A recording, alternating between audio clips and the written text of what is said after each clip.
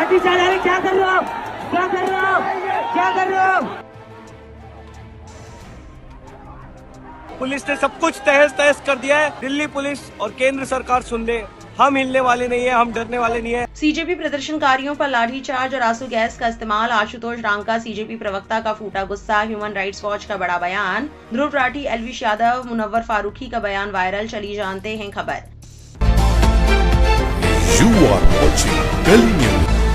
सोमवार को देश की राजधानी दिल्ली के सेंट्रल दिल्ली में दिन भर हंगामा होता रहा। बात चाहे कनॉट प्लेस की हो, जनपद की या फिर जंतर मंतर की, कुछ नजर आ रहा था वो थी हजारों हजार युवाओं की भीड़, जो कई जगहों पर मेट्रो स्टेशनों, सड़कों के बंद होने के बावजूद तमाम मुश्किलों को पार करते हुए सोमवार सुबह से ही जंतर मंतर पर पहुंचने की कोशिशों में जुटे थे। लाठी और आंसू गैस के गोलों के बीच ये युवा सुबह से लेकर देर शाम तक जंतर मंतर पर जमे रहे। शिक्षा व्यवस्था में सुधार और केंद्रीय शिक्षा मंत्री धर्मेंद्र प्रधान के इस्तीफे की मांग को लेकर दिल्ली के जंतर मंतर पर बीते करीब एक महीने से कॉकरोच जनता पार्टी की अगुवाई में आंदोलन चल रहा है। एक सवाल बार बार उठ रहा था कि जिस कॉकरोच जनता पार्टी को सोशल मीडिया पर कुछ ही दिनों के अंदर करोड़ों फॉलोअर्स मिल गए थे, वो आखिर जमीन पर कितनी मजबूत है।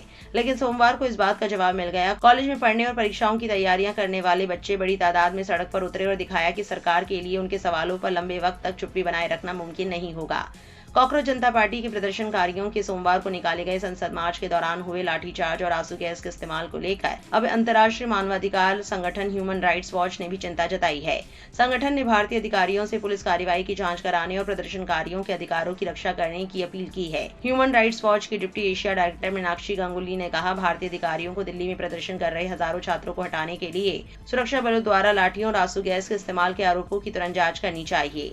उन्होंने कहा कि अधिकारियों को ये सुनिश्चित करना चाहिए कि पुलिस बल संयम बरते और लोगों को शांतिपूर्ण प्रदर्शन करने का अधिकार मिले। एलविश यादव ने लिखा, मैं ना तो बीजेपी का समर्थक हूं और ना ही कांग्रेस का, लेकिन छात्रों के साथ जो हो रहा है वो पूरी तरह गलत है।